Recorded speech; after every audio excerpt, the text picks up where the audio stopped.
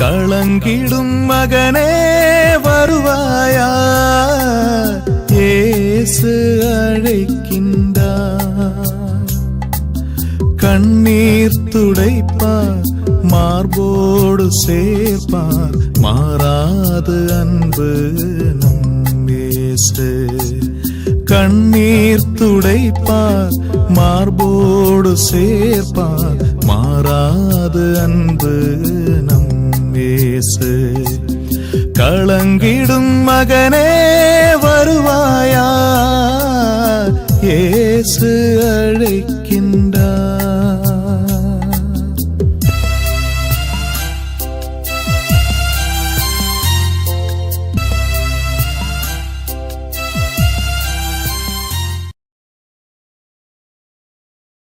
இயேசு கிறிஸ்துக்குள் பிரியமானவர்களே, ஆண்டவராய் இயேசு கிறிஸ்துவின் பரிசுத்தமுள்ள திருப்பெயரில் நல்வாழ்த்துக்கள்.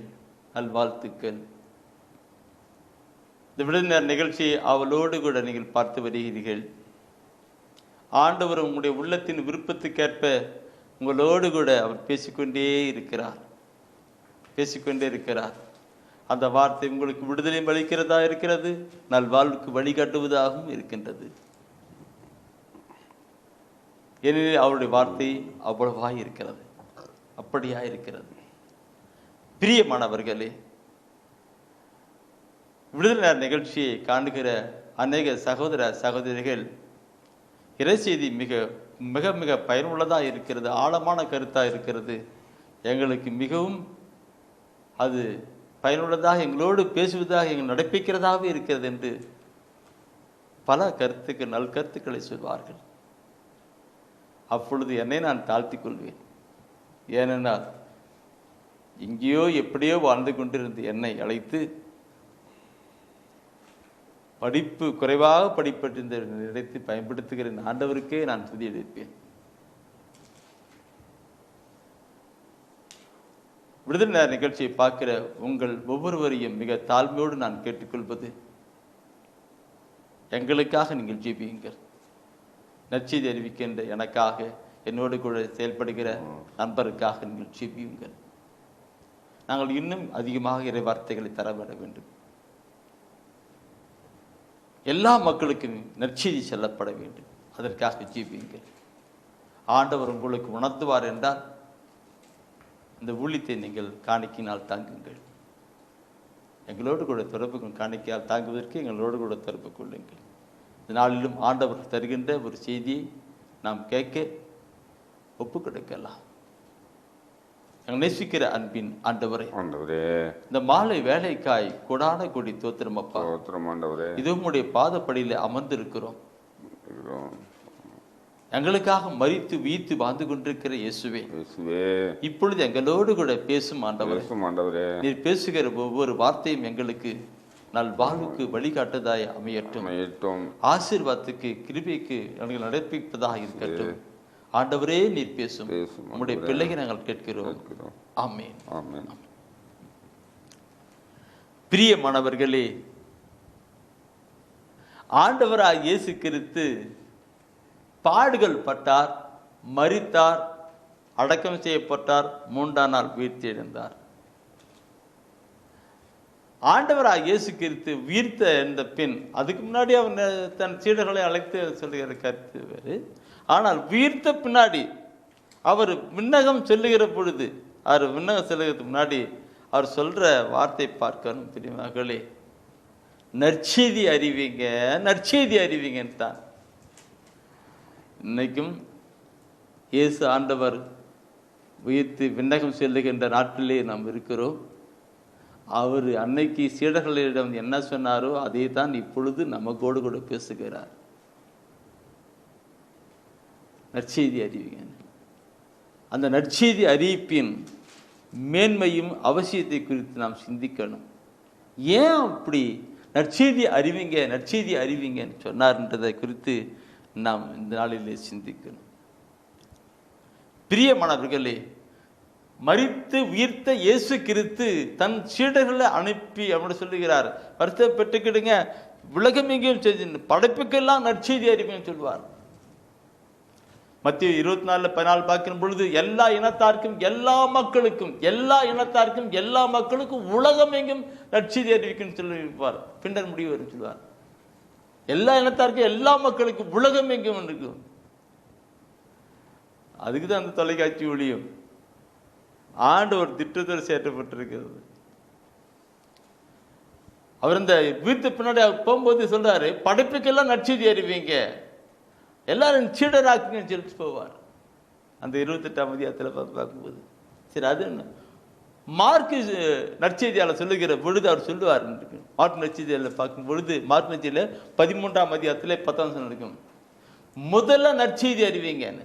மார்க்கில் 13:10 சொல்ற. அப்போ இப்படி அவர்கிட்ட சொல்ற கருத்து அருமையான ஒரு கருத்தா இருக்கும். அது சொல்வாரு 13 எல்லா மக்கள் இனத்தவருக்கும் முதலில் நற்செய்தி அறிவிக்கப்பட வேண்டும். முதலில் நற்செய்தி எல்லா மக்கள் இனத்தாருக்கும் முதலில் நற்செய்தி அறிவிக்கப்படணுமா? ஏன் அப்படி சொன்னாரு? பார்க்கணும் பிரியமாக கொலை. அப்படி அவர் சொல்லிட்டு அவர் சொல்றாரு, எங்கெல்லாம் நீங்க நற்செய்தி அறிவிக்கிறீங்களோ அங்கெல்லாம் உடன் இருந்து அரும் அடையாளங்களால் அற்புதங்களை காண்பீங்கன்னு சொல்றார். மத்திய 16 மார்க் 16 சொல்லுவார். அதுதான் நம்ம ஆர்டர் செய்து கொண்டிருக்கிறது. ஆண்டவராக இயேசு கிறிஸ்து அந்த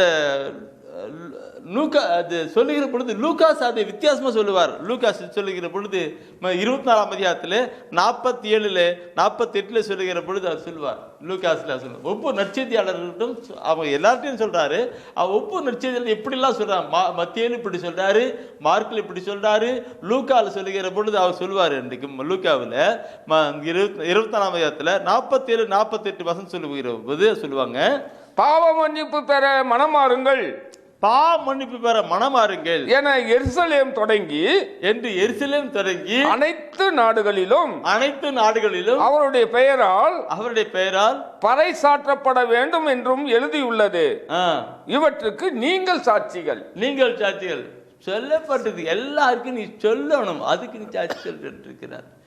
இதை கேட்டுக்கொண்டிருக்கிற என் அன்பு சகோதரமே, ஆண்டவர் ஏன் இப்படி எல்லா மக்களுக்கும் நற்செய்தி அறிவிக்கப்பட வேண்டும் என்று சொன்னார்? நற்செய்தி அறிவிக்கிற பொழுது என்ன நடக்கிறது என்று அங்கே நாம் பார்க்கணும். நற்செய்திக்கணும், படைப்புக்கெல்லாம் உலகமே எல்லாம் எல்லா இனத்தாருக்கும் அறிவிக்கணும்னு சொன்னார். இன்னைக்கு நாங்க இருக்கிறனாக்க நம்முடைய பக்கத்தில் இருக்கிற மற்ற சமயத்து மக்கள் எல்லாம் அந்த இயேசு அறியணும். நான் பாட்டுக்கு நான் என் குடும்பம் நான் கோயிலுக்கு போறேன் வரேன் ஜெபம் பண்றேன் அப்படின்னு கிடையாது. அவர்களுக்கு சொல்லணும், சொல்லி கொடுக்கணும். அப்பதான் அவர்கள் இருக்கு. அதில் பார்க்கிற பொழுது அன்புக்குறர்கள் இந்த நற்செய்தி அறிக்கின்ற காரியங்களை பார்க்கும் பொழுது உங்களை நம்ம எல்லாரையும் நற்செய்தி அறிவித்தான் பயன்படுத்துகின்ற காரியங்கள் என்ன பார்க்கும்போது நான் இருக்கிற கிராமமானது ஏழை கிறிஸ்து குடும்பம் தான். மற்ற எல்லாரும் மற்ற சமயத்தை சார்ந்தவர்கள் தான்.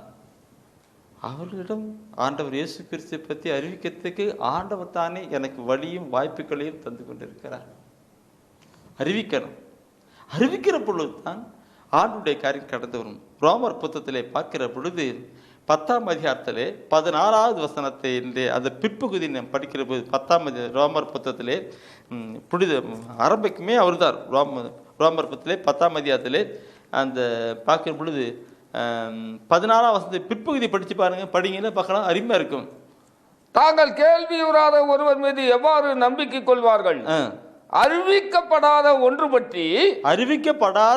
பற்றி அவர்கள் எவ்வாறு கேள்வியுறுவார்கள்? அறிவிக்கப்படாத ஒன்றை பற்றி அவர்கள் எவ்வாறு நம்ம சொன்னாதான் அவங்க கேட்பாங்க. சொல்லல அவங்க எப்படி கேட்க முடியும்? ஆண்டவராக இயேசு கிறிஸ்துவை பற்றி நான் அவர்கள் சொல்லுகிற பொழுதுதான் அவர்கள் கேட்பார்கள். இயேசு கிறிஸ்து பத்திரம் இல்லை, பொதுவாகவே பொதுவாக அறிவிக்கப்பட நடக்கும். இன்னைக்கு பார்த்தினாக்கா இன்னைக்கு எல்லாம் ரேடியோவெல்லாம் வச்சுக்கிட்டு டிராக்டரில் வச்சுட்டு எல்லாம் பொருளெல்லாம் விற்கிறதுக்கு சொல்வாங்க இருக்கு. ஆப்பிள் 1 கிலோ இவ்வளோ ரூபா, 1 கிலோ இவ்வளோ ரூபா, 1 கிலோ இவ்வளோ. கிராமப்புறத்தில் பார்க்குறோம் வச்சுட்டு போயிருப்பாங்க. அப்போ பார்க்கும்போது தான் எல்லாரும் கேட்டுட்டு அங்கே அந்த ஆப்பிள் வாங்குவாங்க.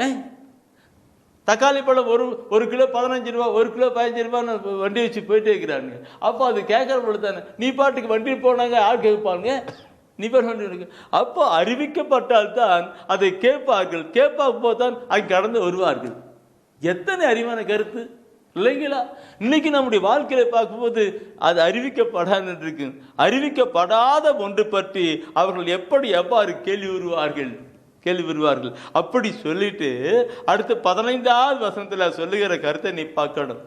அனுப்பப்படாமல் அவர்கள் எவ்வாறு அறிவிப்பார்கள்? இதை பற்றியே நற்செய்தி அறிவிப்போரின் பாதங்கள்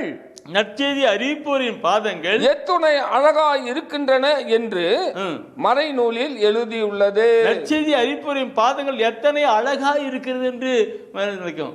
அப்போ யாரெல்லாம் ஆண்டவருடைய வார்த்தைகளை நற்செய்தியை அறிவிக்கிறார்களோ அவர்கள் உண்மையாகவே ஆசீர்வதிக்கப்பட்டவர்கள் என்பதை அங்கே நாம் காண முடிகிறது. அவருடைய பாதங்கள் எவ்வளவு அருமையா இருக்கிறது என்று. வசனத்தை நாம் ஒவ்வொன்றும் சிந்திக்கிற பொழுது என் அன்புக்குரியவர்களே, ஆண்டவர் எப்படி பேசியிருக்கிறார், எப்படி செயல்பட்டிருக்கிறார். நற்செய்தி அறிவிப்புடைய பாதப்படிகள் எவ்வளவு அருமையா இருக்கிறது என்று. ஆம், இறையரசை பற்றிய நற்செய்தி எல்லா மக்களுக்கு போக வேண்டும் என்று அறிவிக்கிற பொழுது அந்த மக்கள் கிறிஸ்துவண்டே இயேசுவண்டே வருகிற பொழுது அப்படி செயல்படுத்துகிற அந்த நபருடைய பாதங்கள் அழகாய் இருக்கிறது என்று வசனம் சொல்லுகிறது. பார்க்கணும். ரோமர் புத்தகத்திலே 10ஆம் அதிகாரத்திலே 14-15 வசனத்திலே அந்த 15 வசனம் பார்த்தீங்களா? அடுத்தது நீங்க 17வது வசனத்தை படிச்சு பாருங்க. அது இன்னும் கூட அருமையான ஒரு கருத்து சொல்லப்பட்டிருக்கிறது பிரியமானவர்களே. அந்த 17வது வசனம் சொல்லப்பட்டிருக்கிறது. ஆகவே அறிவிப்பதை கேட்டால்தான் நம்பிக்கை உண்டாகும். கிறிஸ்துவை பற்றிய செய்தி அறிவிக்கப்பட்டால்தான் அதை கேட்க வாய்ப்பு உண்டு.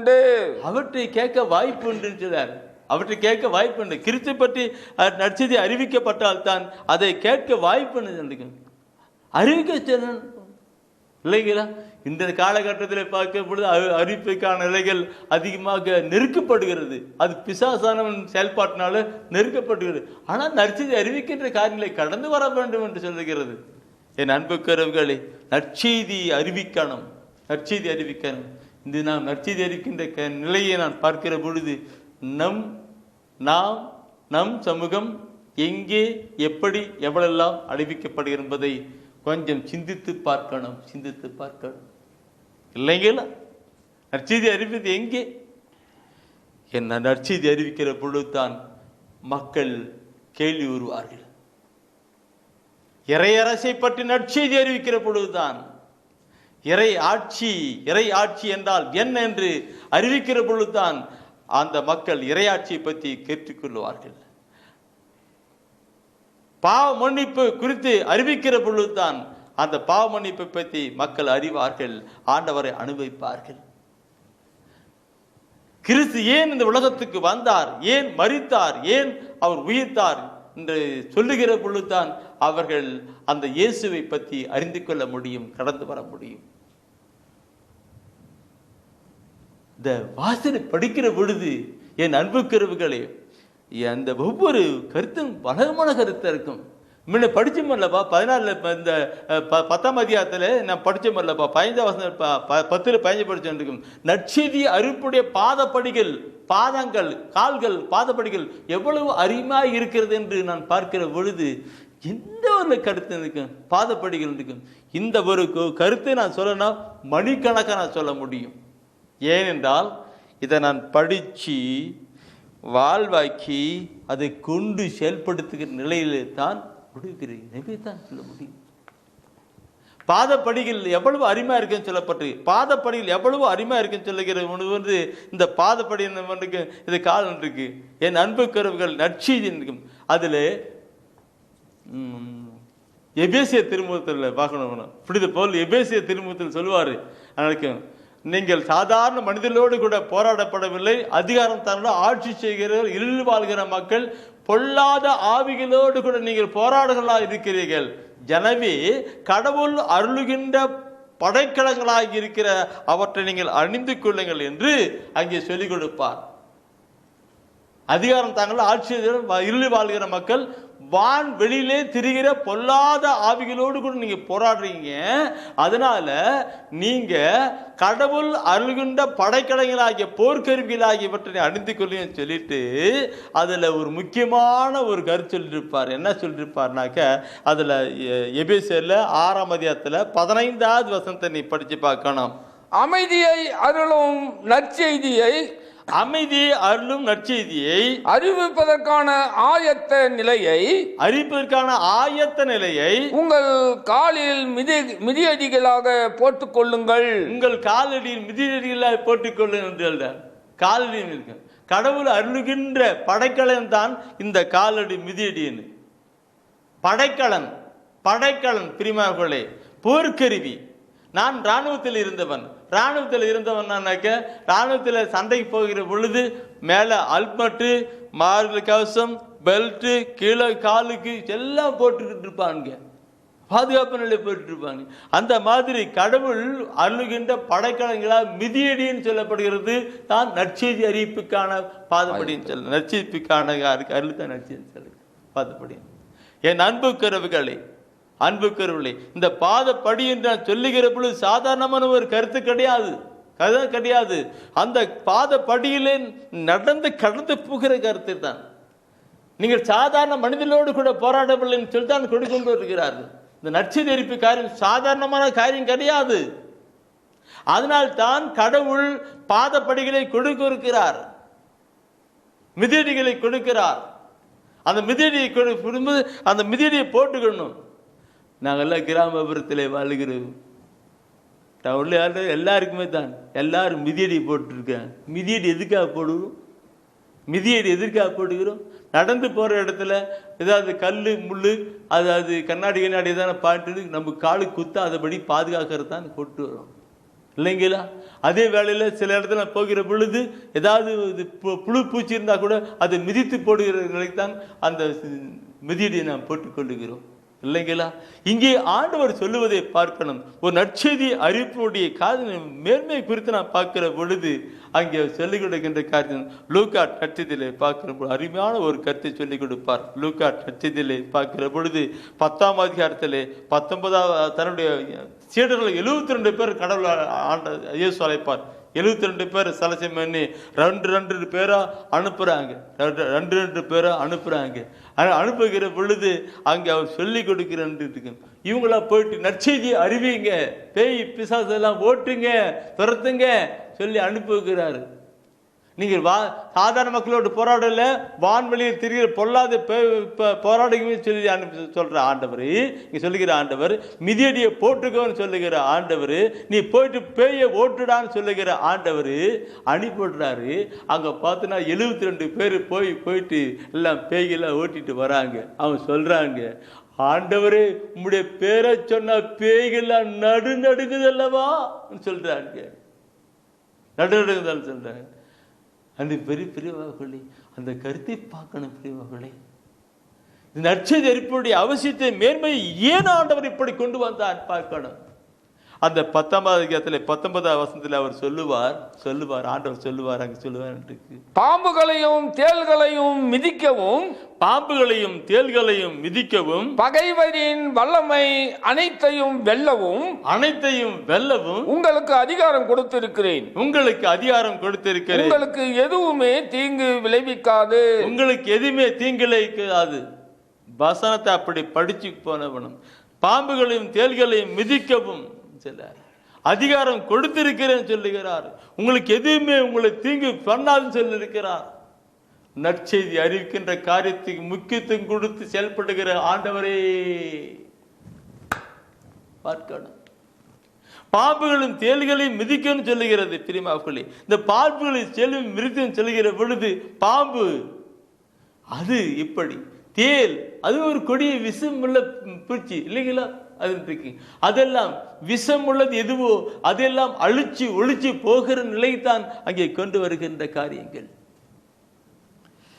இதெல்லாம் நான் சொல்லிக்கிட்ட பொழுது என் உள்ளத்தின் ஆழத்தில் பற்றி எரிகின்ற ஒரு கருத்தா இருக்கிறது. பிரியமானவர்களே, இந்த பாம்பும் தேனி மீது நடந்து போவோம் உனக்கு அதிகாரம் கொடுக்கப்பட்டிருக்கின்றது. உன் காலில் மிதியடி இருக்குன்னு சொல்லுகிறார். அந்த மிதியடி போட்டுக்கிட்டு போன்னு சொல்லிட்டு இருக்கிறார். தயவுசெய்து எல்லாரும் நீங்க படிச்சிருப்பீங்க, திருப்பாடல் 90 எடுங்க. திருப்பாடல் 90 எடுங்க. அதுல 15வது வசனத்தை நீங்க அடிக்கடி படிச்சுத்தான் என்ன கடவுளுடைய பாதுகாப்பு என்கிற ஒரு வசனத்தை நீ படிச்சுத்தான் பாடல் தான். அதில் 90 அதில் நீ பார்க்கணும். 13வது வசனம், 15 13வது வசனம், 13 படிங்க. சிங்கத்தின் மீதும் பாம்பின் மீதும் நீர் நடந்து செல்வீர். நீ பாம்பின் மீது நடந்து செல்வீர். இளன் சிங்கத்தின் மீதும் விரியன் பாம்பின் மீதும் நீர் மிதித்து செல்வீர். சிங்கத்தின் மீதும் பாம்பின் மீதும் நீ நடந்து செல்வீர், மிதித்து சொல்றாரு. ஏற்கனவே என்ன சொல்றாரு? உன்னை எதுவுமே ஒன்னும் தீங்கு இழைக்கான்னு சொல்லிருக்கிறார். கால் மிதிட்டு. சிங்கம் என்பது என்ன? என் அன்புக்குரியவர்களே, உலகப்பரமான சிம்மத்தை நான் கொண்டு வரல, அது வேற. இங்கே ஆண்டவர் சொல்வது சிங்கம் என்பது என்று பார்க்கும் பொழுது 1 பேதுருவில் அவர் சொல்வார். 1 பேதுருவில் அழகையானவன் யாரை விழுங்கலாம் என கர்ஜிக்கும். 1 பேதுருவிலே 5ஆம் அதிகாரத்திலே 1 பேதுருவிலே 5ஆம் அதிகாரத்திலே 8வது வசனத்தில் அவர் குறிப்பிடுகிறார். யாரை விழுங்கலாம் என கர்ஜிக்கும் சிங்கம் போல அழகையானவன் அலைந்து திரிகிறான். யாரை விழுங்கலாம் என கர்ஜிக்கும் சிங்கம் போல அழகையானவன் அழைத்திருக்கிறான். அந்த அழகையைத்தான் ஆண்டவர் அந்த சிங்கம் என்று குறிப்பிடுகிறார். நற்செய்தி அறிவிப்பின் காரியங்களையும் அவசியத்தையும் பார்க்கும் பொழுது என்ன கருத்தை பார்க்கணும்? சிங்கம், பிசாசு, சிங்கம், அந்த சிங்கத்தின் மேல் பாம்புன்னு சொல்றார். பாம்பை பற்றி நமக்கு தெரியும். யார் பாம்பு வந்திருக்கு? தொடக்கத்தில் வந்தவன் தான் அந்த பாம்பு. தொடக்க நூலில் பார்க்கிற பொழுது பாம்பா வந்தவன் தான். அப்போ பிசாசின் தலையை அதன் மீது நடந்து போகிறவன் சொல்லுகிறார். அப்ப நற்செய்தி அறிவிக்கினுடைய காரியங்களை நான் பார்க்கணும். பிரியமாக்களை நடந்து போவான்னு சொல்ல இந்த கருத்தை நான் கொள்ளுகிற பொழுது என் அன்புக்குரியவர்களே, நற்செய்தி அறிவிப்புடைய காரியங்கள் எவ்வளவு முக்கியத்துவம் இருக்குமானால் அவர் அப்படியெல்லாம் சொல்லி நம்மை உறுதிப்படுத்தி நடப்பிப்பார் என்பதை நினைத்து பார்க்கணும். அந்த சிங்கத்தின் மீது பாம்பு நடந்து போவீங்க சொல்றதுல பாம்பு பிசாசு போன்ற சிங்கம் பிசாசு பாம்பு பிசாசு சொல்றீங்களா? இந்த கருத்து உண்மையா நான் கொண்டு வர பொழுது இதுல ரோமர் புத்தகத்தை பார்ப்பேன். நான் சொல்லப்பட்டிருக்கோம். ரோமர் புத்தகத்துல 16ஆம் அதிகாரத்துல 30வது வசனம், அதுல 16ஆம் அதிகாரத்தில் 16ஆம் அதிகாரத்தில் 20வது வசனம், ரோமர் புத்தகத்துல 16ஆம் அதிகாரத்தில் 20வது சொல்லுவார். அப்போ அமைதி தரும் கடவுள் சாத்தானை உங்கள் காலடியில் நசுக்கி போடுவார். நம் ஆண்டவர் இயேசுவின் அருள் உங்களோடு இருப்பதாக. ஆண்டவருடைய அருள் உங்களோடு இருப்பதாக. அமைதி தரும் கடவுள் சாத்தானை அந்த சிங்கம் போல வர சாத்தானை, அந்த பாம்பு போல வர சாத்தானை அவர் உங்களுடைய காலடியிலே மிதித்து போடுவார் சொல்லிட்டு இருக்கு. மிதித்து போடுவார் அப்படின்னா பிசாசை வெல்லுகிற தன்மை நற்செய்தி அறிவிக்கிறவர்களுக்கு உண்டாயிருக்கின்றது. அதை அப்படி நினைச்சு பார்க்கணும். பிரிமா அப்படி அந்த வல்லமையோடு கூட நீ கடந்து போங்கன்னு சொல்லுகிறார். நற்செய்தி அறிவிக்கின்ற காரியங்களை குறித்து நான் பார்க்கிற பொழுது மனதுக்குள் ஒரு பாரம் தான். என்ன பாரம்? இன்னும் நம்முடைய மக்கள்ல பைபிளை எடுக்கல, இறைவாசன வார்த்தையை வாசி சிந்திக்கல, தியானிக்கல. அப்படி இறைவாசன வார்த்தை படிக்காத போது எப்படி போயிட்டு சொல்ல முடியும்? எப்படி போய் சொல்ல முடியும்? நாம் ஒப்பு கெடுக்கணும், படிக்கணும், கடந்து வரணும். அப்போதான் அந்த இறைமையை சொல்வார். என்ன சொல்வார்னாக்க அவர் சொல்ல, ஆண்டவரே நான் உங்களுடைய வசனத்தை வாசித்து சிந்தித்து தியானிக்கும் போது என் உள்ளம் பட்டி எறிந்தது, அது என்னால் சொல்லாமல் இருக்க முடியலன்னு சொல்றார். என் எறும்புலாம் கூட பத்தி எரியுதுன்னு சொல்வார். அது சொல்லாமல் இருக்க முடியும் எனக்கு. அப்போ இறைவசன வார்த்தையை நான் வாசித்து சிந்தித்து தியானத்தை கடந்து வருகிற பொழுது அது எங்கேயாவது போய் சொல்லணும் சொல்லணும் சொல்லணும்னு ஒரு உணர்வுகள் வந்துக்கிட்டே இருக்கும். யாரிடமா சொல்லணும்.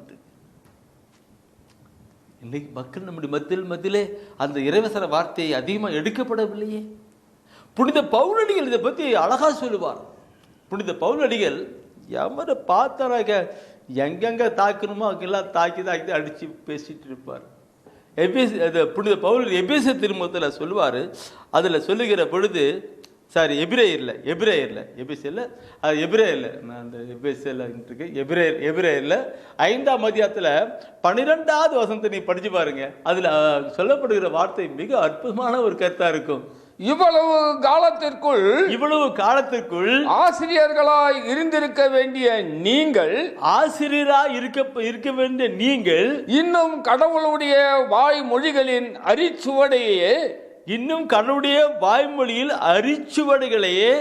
கற்றுக்கொள்ள வேண்டிய நிலையில் இருக்கிறீர்கள். உங்களுக்கு இப்பொழுது தேவைப்படுவது பால்தான், கெட்டியான உணவு அல்ல. வசனத்தை பார்த்தீங்களா சகோதரமே? எபிரேயர்ல 5:12 சொல்லுகிற வார்த்தை எப்படி இருக்குது? அப்படியே கண்ணத்தமால அரைஞ்ச மாதிரிலாம் இருக்குது. இவ்வளவு காலத்துக்குள்ள ஆசிரியராக இருக்கப்பட வேண்டிய நீங்க இன்னும் ஆண்டுடைய வாய்மொழியில் அரிச்சொடி தான் படிச்சுட்டு இருக்கிறது. நான் தருமபுரி கார்மேல் தியான ஆசிரமத்தில் அருத்தந்தையோடு கூட நற்செய்தி அறிவித்து கொண்டிருக்கிறேன். அங்கே தியான வார்த்தையில் இறை செய்தி கொடுக்கிற பொழுது நான் இறைவசன வார்த்தையில் அதிகமாக பயன்படுத்துவேன். அந்த இறைவசன வார்த்தை சொல்லுகிற பொழுது அங்கே வருகிற சகோதரர்கள் சகோதரிகள் பைபிளை வசனத்தை அப்படி தேடுவாங்க. உதாரணமாக எரேமியா சொல்கிறோம் வச்சுங்களேன், எரேமியா எங்கே இருக்குது, எரேமியா புத்தகம் எங்கே இருக்குன்னு ஒவ்வொரு பகுதியாக தேடிக்கிட்டே இருப்பாங்க. சிலர் என்ன பண்ண தெரியுமா, அதெல்லாம் தேடுறதை விட்டு இண்டெக்ஸை தேட ஆரம்பிப்பாங்க. இண்டெக்ஸ் எடுத்துட்டு அதில் தேட ஆரம்பிப்பாங்க. எப்படி இருக்கும் கேட்டால் பாரம்பரிய கிறிஸ்தவர்கள், அதே வேளையில் படித்த கிறிஸ்தவர்கள், படிக்காதன்னா பரவாயில்ல, இது அரங்கடி படித்த எனக்கு எல்லாம் டிகிரி தான் படித்தவர்கள். அப்படி படித்திருந்தும் கூட அங்கே கொண்டு வர முடியல. இந்த புனித அங்கே பைபிளில் சொல்லப்பட்ட வார்த்தை எபிரேயர்ல 5:12 சொல்றோம், இவ்வளவு காலத்துக்குள் ஆசிரியராக இருக்கப்பட வேண்டிய நீங்க இன்னும் பைபிள் இறைவசன வார்த்தையில படிக்கிறதுல அடிச்சோடைய அங்கங்க தேடிக்கிட்டு இருக்கிறீங்களே, நீங்க எப்ப படிச்சு எப்ப ஆஜரா வருது? பார்க்கணும், சிந்திக்கணும். என் அன்பு குருவுகளே, இது பயங்கரமான கருத்து. இப்படி நம்ம நற்செய்தி அறிவிக்கின்ற காலத்துக்கு கூட பொல்லாத பிசாசான பயங்கரமான வேட்டு பண்ணிட்டு இருக்கிறான். இன்னைக்கு நான் நற்செய்தி அறிவித்துட்டு இருக்கேன். இன்றைக்கு அந்த நற்செய்தி அறிவிக்கிறது எவ்வளவு எதிர்ப்புகள் இருக்கிறது. அது ஒரு பக்கம். நாம் நற்செய்தி அறிவிக்கிறது கேட்கல. இன்னைக்கு நற்செய்தி மக்கள் அறிவிக்கலன்னு நற்செய்தி அறிவித்தாலும் யார் கேட்கிறாங்க? இன்றைக்கு பிசாசானவன் அதை விடவே மாட்டான். இந்த உலகத்தின் அந்த பண்ணிருக்கோம். 2 கொரிந்தியர்ல 4ஆம் அதிகாரத்தில் 3-4 வருஷத்துல ஒரு கருத்து சொல்வார். அந்த இருக்கும். இன்னைக்கு நற்செய்தியை மக்கள் அறிவிக்கணும்னு ஒரு பக்கம் இருக்குது. ஆனா அறிவிச்சா கூட மக்கள் கேட்க மாட்டாங்கிற நிலையிலே பொல்லாத பிசாசானவன் தீவிரமாக செயல்படுவதை தான் அங்கே புனித பவுலடிகள் 2 கொரிந்தியர்ல 4ஆம் அதிகாரத்தில் 3-4 வருஷம் சொல்லுவார். என்ன சொல்லுவார்? பார்க்கணும், படிக்க பார்க்கணுங்க. நாங்கள் அறிவிக்கின்ற நற்செய்தி அழிவுறுவோருக்கே அன்றி வேறு எவருக்கும் மறைக்கப்பட்டிருக்கவில்லை. பாருங்க, நாங்கள் அறிவிக்கும் நற்செய்தி அழிவிற்கென்று வேறு யாருக்கும் மறைக்கப்படவில்லை. ஏனெனில் கடவுளின் சாயலாக படைக்கப்பட்ட மாட்சிமைக்கு நற்செய்தி ஒளியை அவர்களால் காண முடியவில்லை என்று அடுத்த வசனம் சொல்லப்பட்டிருக்கும். பார்க்கணும் பெருமாடுகளை. இன்னும் மக்கள் அது இறைவசன வார்த்தையை இந்த ஒரு பக்கம் அறிவிக்க முடியல, இன்னொரு பக்கம் மக்கள் அது கேட்கறது கிடையாது. நற்செய்தி அறிவிக்கின்ற காரியத்தில் கடந்து வரணும் பெருமாவுக்குள்ளே.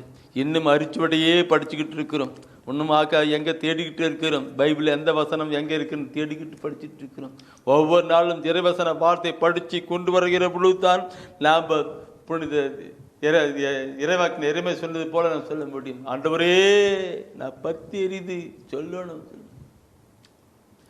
நான் இதை ஒவ்வொரு நாளும் இருவசன வார்த்தையெல்லாம் சந்தித்து தியானிக்கிற பொழுது ஒரு வசனத்தை மாத்திரமே அப்படியே படிச்சுட்டே வருவேன்.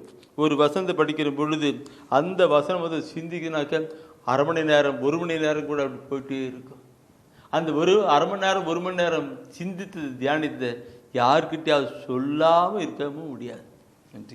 அப்போ என் நண்பர்கள்கிட்டையோ ஊழியக்காரர்கிட்டையோ அல்லது பொதுமக்கள்கிட்டையோ அதை குறித்து வச்சு அவங்களோடு கூட பேசுவேன். இப்படி இறைக்கின்ற நிலையைத்தான் மீண்டும் ஊத்த எடுக்கின்ற நிலையை நாம் பார்க்க முடியும். பிரியமானவர்களே, சொல்லுகிறது என்ன? இவ்வளவு காலத்துக்கு ஆச்சரியப்பட வேண்டிய இன்னும் அரிச்சோடு இருக்கும். இப்பொழுது உங்களுக்கு தேவையானது பால் தான், கெட்டியான உணவு இல்லை சொல்றார். பால் தான், கெட்டியான உணவு இல்லை சொல்லுகிறார். பால் என்ன சாதாரண திரவ பொருள், எனக்கு கெட்டியான உணவு அது மாம்சம் இது மாதிரிலாம் இருக்கு இல்லை, மீட்டில் இருக்கும். நாம் அப்படி பார்க்கும்போது என்ன, இன்னும் அவருடைய அருள் கொடைகள் வரங்கள் இதெல்லாம் எப்போ நாம் அறிஞ்சிக்கிறது கொண்டு வர்றது. ஓகே, செய்தியை நாம் பார்க்கலாம் பிரியமானவர்களே. சரி, இதை நான் பார்க்கிற பொழுது புனித பவுலடிகள் அழகாக சொல்லுகின்ற ஒரு கருத்து இருக்கிறது. புனித பவுலடிகள் அவர் தன்னுடைய வாழ்க்கையில அப்படியே கொண்டு வருகிற கருத்தை நாம் பார்க்கணும். 1 கொரிந்தியரிலே நான் பார்க்கிற பொழுது புனித பவுல் 1 கொரிந்தியரிலே 9ஆம் அதிகாரத்திலே 16, 17 வசனத்திலே அவர் சொல்லுகின்ற கருத்தை நாம் பார்க்கணும். 1 கொரிந்தியரிலே 9ஆம் அதிகாரத்திலே அவர் சொல்லுவார், நான் நற்செய்தியை அறிவிக்கிறேன் என்றாலும் அதில் நான் பெருமைப்பட ஒன்றுமில்லை. அதை செய்ய வேண்டிய கட்டாயம் எனக்கு உள்ளது. இருக்கிறது. நற்செய்தியை அறிவிக்காவிடில் ஐயோ எனக்கு கேடு. பாருங்க, இந்த 16ஆம் வசனம் அப்படி சொல்லப்பட்டிருக்கு. நற்செய்தி அறிவிக்க அது சொல்லப்பட்டிருக்கு. இந்த வார்த்தை இன்று நீங்களும் உங்களுக்கும் எனக்கும் நம் ஒவ்வொருவருக்குமே உண்டானதுதான். நான் நற்செய்தி அறிவிக்கால் ஐயோ எனக்கு கேடு, நற்செய்தி அறிவிக்காவிடில் ஐயோ எனக்கு கேடு. சொல்லுங்க சகோதரா, சொல்லுங்க சகோதரி, இல்லைங்களா? நற்செய்தி அறிவிக்கவில்லை என்றால் ஐயோ எனக்கு கேடு. அது என் மேல் விழுந்த கட்டாயம் சொல்லப்பட்டிருக்கிறார் புனித பவுல். அது அவருக்கு மாத்திரமல்ல, உங்களுக்கும் எனக்கும் தான். இந்த 16ஆவது வசனத்தை சிந்தித்து நாம் பார்ப்போமானால் நாம் நம்முடைய வாழ்வு, நம்முடைய நற்செய்தி அறிவிக்கின்ற பணி எப்படி இருக்கிறது? நான் நற்செய்தி அறிவிக்கிறேன் என்றால் அதில் பெருமை பாராட்ட ஒன்றும் இல்லை. அது என் மேல் இருந்து கட்டாயம், கடமை, நான் செய்யணும். அதை நான் செய்யவில்லை என்றால் ஐயோ எனக்கு கேடு. நான் நற்செய்தி அறிவிக்கவில்லை என்றால் ஐயோ எனக்கு கேடு. கிறிஸ்துவில் திருமுழுக்கு பெற்றிருக்கிற ஒவ்வொருவரும், ஆண்டவராக இயேசு கிறிஸ்துவிலே திருமுழுக்கு பெற்றிருக்கிற ஒவ்வொருவரும் நாம் நற்செய்தி அறிவிக்கப்பட வேண்டும். இன்னைக்கு குறைவான சமூகம் தான் இருக்கிறது. ஒவ்வொருவருமே நற்செய்தி அறிவித்தால் அது உலகம் எங்கும் கடந்து போகும். அறிவிப்பார் யாரும் இல்லை. அதனால்தான் எரேமியா ஏசாயா சொல்லுகிற பொழுது எனக்காக யார் புறப்பட்டு போவான்? அவர் கேட்கிறார், எனக்காக யார் புறப்பட்டு போவான்? அங்கே ஏசாயா சொல்லுகிறார், அதோ அடியேன் நான் இருக்கிறேன், ஆனால் அசுத்த உதர படைத்தனன். அந்த அசுத்த உதர படைத்தன பரவாயில்ல, நான் எல்லாத்தையும் மாத்துறேன், உன்னை சுத்தப்படுத்துறேன், நீ போய் சொல்லுடான்னு சொல்லி அங்கே ஏசாயாவில் அனுப்புகிறார். எனக்காக யார் புறப்பட்டு போவான் என்று ஆண்டவராய் கடவுள் நம் ஒவ்வொருவரையும் பார்த்து கேட்கிறார்.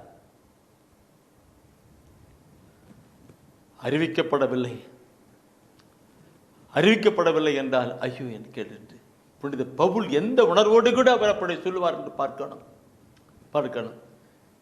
சரி, அந்த 1 கொரிந்தியரிலே 9ஆம் அதிகாரத்திலே 16ஆம் வசனம் படித்தீர்கள் அல்லவா?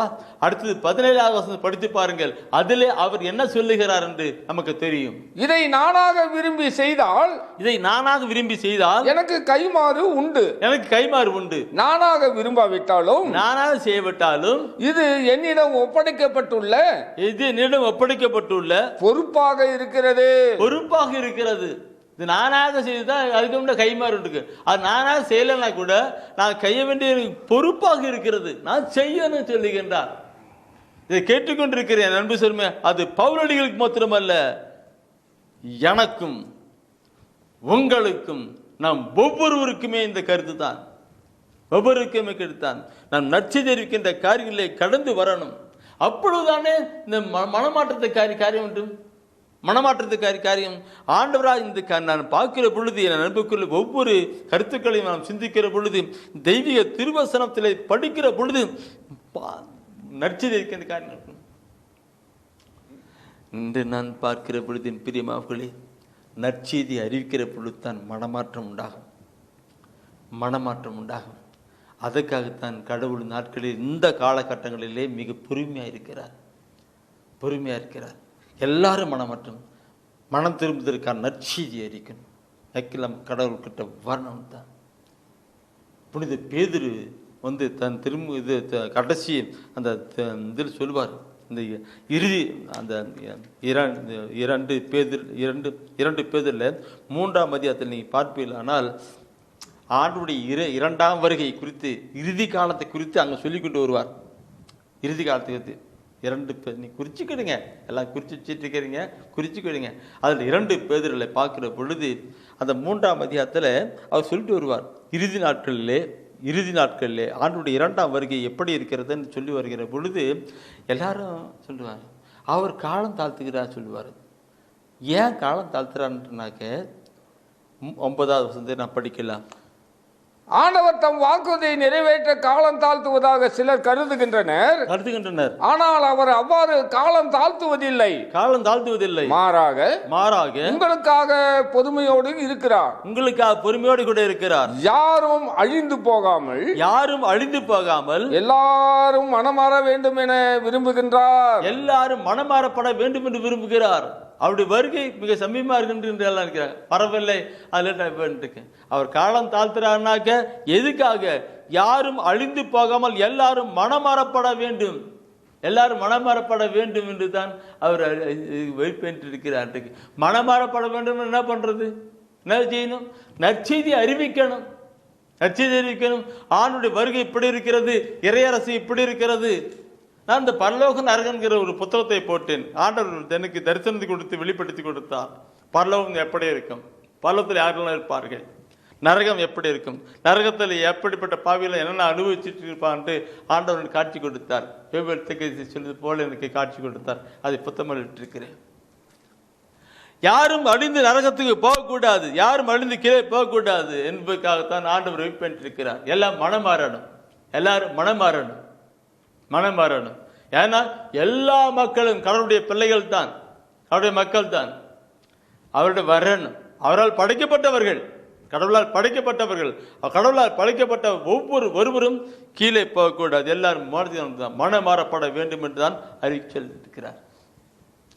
அறிவிக்கணும், நற்செய்தி அறிவிக்கணும். பெரியமாக்களே, நற்செய்தி அறிவிக்கின்ற பொழுது அந்த காரியங்கள் கடந்து வருகிறதா இருக்கிறது. இதை நான் சொல்லுகிற பொழுது இந்த எல்லா மக்களும் மீட்பு பெறணும். இது இறைவசன வார்த்தை தான். நற்செய்தி அறிவிக்கணும், எல்லா மக்களும் மனமாறப்பட வேண்டும் என்கிற கருத்தை பார்க்கிற பொழுது புனித பவுலடிகள் 1 தீமோத்தேயுவிலே 2ஆம் அதிகாரத்திலே 4வது வசனத்தில் சொல்வார். 1 தீமோத்தேயுவிலே 2ஆம் அதிகாரத்திலே 4வது வசனம் சொல்லுகிறார், எல்லா மனிதரும் மீட்பு பெறவும், எல்லா மக்களும் மீட்பு பெறவும், மனமாறி மீட்பு பெறவும், உண்மையை அறிந்துணரவும் வேண்டுமென அவர் விரும்புகிறார். எல்லா மக்களும், எல்லா மனிதரும் நினைத்து பார்த்தது, எல்லா இனத்தாருக்கும், எல்லா மக்களுக்கும் உலகம் எங்கும் அறிவிக்கப்படும் சொன்னாரு. அந்த அறிக்கை எல்லா மக்களும் நற்செய்தியை கேட்டு மனம் மாறணும், பாவ வாழ்க்கை விட்டு மனமாற, பாவ மன்னிப்புக்கான காரியங்களை பெற்று மனம் மாறி கடந்து விண்ணக வாழ்வுக்கு வரப்பட வேண்டும் என்று ஆண்டவர் விரும்புகிறார். எல்லா மக்களும் எல்லா மனிதரும் மீட்பு பெறவும், பாவத்திலிருந்து மீட்பு பெற்று விண்ண வாழ்வு பெறவும், உண்மை இறைவசன வார்த்தை அறிந்து உணர வேண்டும் என்று ஆண்டவர் விரும்புகிறார். அதுக்காகத்தான் ஒவ்வொருவரையும் ஆண்டவர் அழைக்கிறார். சொல்லுங்க சொல்லி கெடுக்கிறார். இன்னைக்கு அந்த ஊழியத்தை நான் செய்கிறேன் என்றால் அவருடைய திட்டம் இல்லைங்களா? நான் அடிக்கடி சொல்லுகிறது. இதுக்கு எவ்வளவோ பொருளாதார தேவை உண்டு. அத்தனை பொருளாதார தேவையும் அவர் தானே செய்து நடப்பிக்கிறார் என்றால் ஏன் நற்செய்தி அறிவிக்கின்ற காரியத்தை முக்கியத்துவம் நடப்பிக்கிறார் என்றால் ஏன்? எல்லா மக்களும் மனமாறப்பட வேண்டும், நற்செய்தியை அறிவிந்து மனமாறப்பட வேண்டும் என்பது தான். ஒருவரும் அழிந்து நரகத்துக்கு போகக்கூடாது, எல்லாரும் விண்ணக வாழ்வு பரலோகத்துக்கு கடந்து வர வேண்டும் தான், பரலோகத்துக்கு விண்ணக வாழ்வுக்கு கடந்து வர வேண்டும் என்று தான் அவர் எல்லா மக்களுக்கும் நற்செய்தி அறிவிக்கிற என்ற காரியங்களை கொண்டு வருகிறார். அந்த கருத்துக்களிலே, அந்த காரியங்களிலே, அந்த செயல்பாட்டிலே நீங்களும் நாம் ஒவ்வொருவரும் கடந்து வரப்பட வேண்டும். உலகமெல்லாம் மீட்படைய பாடுகள் பட்டீரையா. எனக்கு பயங்கரமான இந்த பாட்டு தான் அடிக்கடி எங்கள் வீட்டில் ஜெப வீட்டிலே அரை வீட்டிலே பாடிக்கிட்டே இருப்பேன். இன்னைக்கு எல்லா மக்களும் மீட்பு அவர் விண்ணகம் விட்டு மண்ணகம் வந்தார். அன்னை தாய் மரியாள் அர்ப்பணம் பண்ணாங்க. அன்னை மரியாளிடம் வானத்தை சொல்றாங்க, ஒரு மகனை நீ பெற்றெடுப்பீங்க, அவருக்கு இயேசு என்கிற பெயரிடுவீங்க, இயேசு என்கிற பெயரிடுங்க. அந்த இயேசு என்கிற பெயருக்கு மக்களை அவர் பாவலிருந்து மீட்பார் என்று சொன்னாங்க. அப்படி சொன்ன உடனே அந்த அன்னை முற்றிலுமாக தன்னை அர்ப்பணித்து கொண்டு வந்தாங்க. இந்த எல்லா மக்களும் மீட்பு பெற வேண்டும் என்று அந்த அன்னை ஒப்பு கொடுத்தாங்க. தன்னை அர்ப்பணம் பண்ணி ஒப்பு கொடுத்தாங்க. இது ஆண்டவருடைய அடிமையில் ஒப்பு கொடுத்தாங்க. அந்த அன்னை மரி வயிற்றிலே தோன்றின அந்த இயேசு கிறிஸ்து பாடுகள் பட்டார், ரத்தம் சிந்தினார், உயிரே கொடுத்தார். இன்றைய உலகத்தில் எவ்வளவு மக்கள் மீட்பு, அவருடைய வருகை நடக்கும் மிக சமீபமாக இருக்கின்ற காலகட்டத்தில் எவ்வளவு மக்கள் மீட்பு. நற்செய்தி அறிவிக்கணும் சகோதரமாய், நற்செய்தி அறிவிக்கணும், ஆண்டவருடைய வார்த்தையை அறிவிக்கணும், ஆண்டவரை பற்றி நாம் சொல்லணும். அப்படி சொல்லலைன்னாக்கே மீட்பின் காரியம் வருவதில்லை, ரட்சிப்பின் காரியங்கள் வருவதில்லை, ஆண்டுடைய திருவிழம் நிறைவேறுவதில்லை. அவருடைய காரியம் நிறைவேற்றத்தான் நம்மை ஆண்டவர் அழைக்கின்றார். இதை நான் சொல்லுகிற பொழுது என்பதற்குள்ளே என்னுடைய சிந்தனையும் பாரத்தையும் அறிந்திருக்கிற அநேகர் உண்டு. என் நண்பர் என்னுடைய ஆரம்ப கால ஊழியத்தில் இருந்து என்னோடு கூட அவர் செய்து கொண்டிருக்கிறார். அநேக ஊழியக்காரர்கள் ஜப நண்பர்கள் இருக்கிறார்கள். அவர்களெல்லாம் என் ஊழியத்தின் பாதையில் ஒவ்வொரு காரியமாக செய்து கொண்டிருக்கிறார்கள். இன்னைக்கு இந்த புத்தக ஊழியம் இருக்கின்றது. அந்த புத்தக ஊழியத்தில் நிறைய காரியங்கள் 10,000 புக்கு போய்கொண்டிருக்கிறது. ஒவ்வொரு மாதம் செய்து கொண்டிருக்கிறது. முகவரி எழுந்தர்கள் நிறைய செய்து கொண்டிருக்கிறார். இப்படியெல்லாம் செய்கிற பொழுது அவர்கள் என்னோடு கூட நற்செய்தி பணியிலே பணிபுரிகிறார்கள். என் அன்புக்குரியவர்கள், நான் ஏன் சொல்லுகிறேன் என்றால், நற்செய்தி அறிவிக்கின்ற பொழுது அவருடைய அந்த நற்செய்தியிலே பங்கு பெற்று செயல்படுகிற பொழுது ஆண்டவர் அவருடைய பெயரை வாழ்வோரின் நூலில் எழுதிப்பாரா. மேலே ஆட்டுக்குட்டியான வைத்திருக்கிற வாழ்வு எழுதிப்பாரா. பிலிப்பியர் 4ஆம் அதிகாரத்திலே 3வது வசனத்திலே புனித பவுலடிகள் அங்கே சொல்லுகிற கருத்தை பாவர்கள் அவர் சொல்லுகிறார், அவர்கள் என்னோடு கூட நற்செய்தி பணியிலே போராடினார்கள். அவர்கள் போராடினார்கள். அவருடைய பெயர்கள் வாழ்வோரின் நூலில் எழுதப்பட்டிருக்கிறது. வாழ்வோரின் நூலில் ஆண்டவராக இயேசு கிறிஸ்து, ஆட்டுக்குட்டியா இயேசு கிறிஸ்து வைத்திருக்கிற வாழ்வோரின் நூலில் பெயர் எழுதப்பட்டதாக இருக்கிறது. எனவே அன்புக்குரியவர்களே, நற்செய்தி அறிவிக்கிறது முற்பட்டு கடந்து வாருங்கள். ஒருவேளை நற்செய்தி அறிவிக்க முடியவில்லை என்றால் நற்செய்தி அறிவிப்பவர்களோடு கூட இணைந்து கொள்ளுங்கள், அவர்களோடு கூட செயல்படுங்கள். ஆண்டவர் நம் ஒவ்வொருவரையும் ஆசீர்வதிப்பார். ஏனெனில் நற்செய்தி அறிவிப்பின் காரியங்கள் மிக முக்கியமாக இருக்கிறது. ஒரு நிமிஷம் நம்ம அப்படியே கண்களை மூடுவோமா? ஆண்டோட ஒப்புக்கொடுக்கலாம்.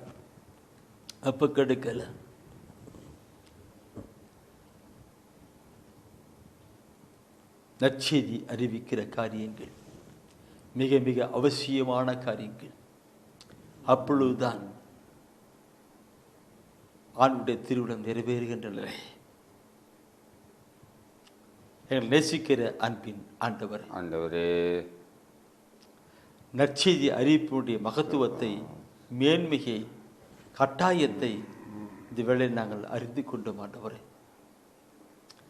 இப்பொழுதும் எங்கள் ஒவ்வொருவரையும் தாழ்ச்சியோடு கூட ஒப்புக் கொடுக்கிறோம். மடமையான காணப்பட்டதை, அறிவினமான காணப்பட்டதை, பலவீனமான காணப்பட்டதை எடுத்து பயன்படுத்துகிற என் தேவனே, இந்த வேளையிலே உமக்கு முன்பாக தன்னை அர்ப்பணித்து ஜெபித்துக் கொண்டிருக்கிற உம்முடைய பிள்ளைகளை நீர் கண்ணோக்கி பார்க்கும். அவர்கள் எப்படிப்பட்ட நிலையில் இருந்தாலும் அவர்கள் எடுத்து நீர் பயன்படுத்தும் அப்பா. படிப்பறிவு இல்லாத பேதுருவை எடுத்து நீர் பயன்படுத்தினீர். அவர் பிரசங்கம் பண்ணுகிற பொழுது 3000 5000 மக்கள் உள்ளம் குத்தப்பட்டுள்ள மனம் திரும்பியது போல இந்த செய்தியை கேட்டுக்கொண்டிருக்கிற என் அன்பு சகோதரனை சகோதரியை பயன்படுத்தும் ஆண்டவரே. உம்முடைய வருகை மிக சமீபமாக இருக்கிற இந்த கட்டத்தில் நற்செய்தி பணிக்காக யாரெல்லாம் கடந்து வருகிறார்களோ அவரெல்லாம் நீர் பயன்படுத்தணும் ஆண்டவரே. அவருடைய இதயத்தில் நம்முடைய வார்த்தையை வைப்பீராக. அவர் நாவிலிருந்து நீர் பேசுவீராக. மக்கள் மனம் திரும்ப காரியங்களை கொண்டு வருகிறார்கள். யாரெல்லாம் நற்செய்தி பணிக்காக ஆண்டவரே தன்னுடைய பொருளாதாரத்தை செலவிடுகிறார்களோ கொடுக்கிறார்களோ அவர்களையும் ஆசீர்வதியும். மார்க்கு 10:30 சொல்லுகிறேன் ஆண்டவரே, என் பொருட்டும் நற்செய்தியின் பொருட்டும் எவர் ஒருவர்கள் கொடுக்கிறார்களோ இழைக்கிறார்களோ அவர்களுக்கு 1க்கு 100 பலனையும் முடிவில்லாத பரலோக அரசையும் அளிப்பதாக வாக்குறுத்திருக்கிறீரே. அப்படியாக கொடுக்கிற மக்களையும் நீர் ஆசீர்வதியும். அறிவிக்கிறவர்களை ஆசீர்வதியும். அறிவிப்பதற்கு பயன்படுத்துகிற காரியங்களையும் ஆசீர்வதியும். அவர் கொடுக்கின்ற காணியாக்கி ஆசீர்வதியும். ஒப்பு கொடுக்கிறோம். செய்தியை கேட்டுக்கொண்டிருக்கிற ஒவ்வொரு மீதும் உடைய கிருபையும் அருளும் கடந்து வரட்டும் ஆண்டவரே. இந்த வேளையிலே செய்தியை கேட்டுக்கொண்டிருக்கிற ஒவ்வொரு மீதும் உடைய கிருபை கடந்து வரட்டும். மார்க்கு 16:20 சொல்லுகிறீர் ஆண்டவரே. எங்கெல்லாம் நற்செய்தி அறிவிக்கப்படுகிறதோ அங்கெல்லாம் உடனிருந்து அடங்காலையும் சொன்னீர் ஆண்டவரே. நற்செய்தி அறிவிப்பின் மேன்மையையும் காணவும் தன்னுடைய வாழ்க்கையிலே அனுபவிக்கவும் ஆண்டவரே இவருடைய உள்ளத்திலே உடலிலே எண்ணங்களிலே சிந்தனைகளிலே ஒரு புதிய கிருபை செய்வீராக. எங்களுக்காக மரித்து வைத்து வாழ்ந்து கொண்டிருக்கிற உம்முடைய திருக்குமாரனும் எங்கள் ரட்சகர் மீட்பருமான இயேசு கிறிஸ்துவினுடைய பரிசுத்த திருப்பலிலே நாங்கள் ஜெபிக்கிறோம். அன்பு அன்னையே தூய மரியே பரிந்து பேசும். உம்முடைய பரிந்துரை ஒவ்வொருவரும் எழுப்புதலுக்கு கொண்டு வரட்டும்.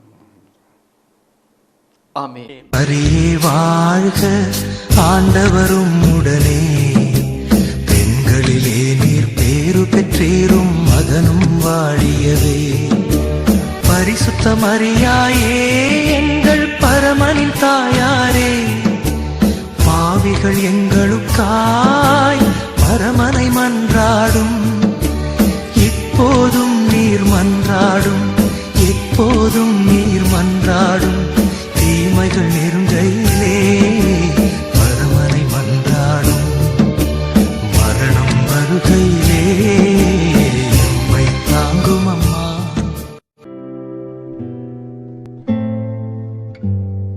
தெய்வ ஒளியும் ஒளியும் என்ற மாத இதழ்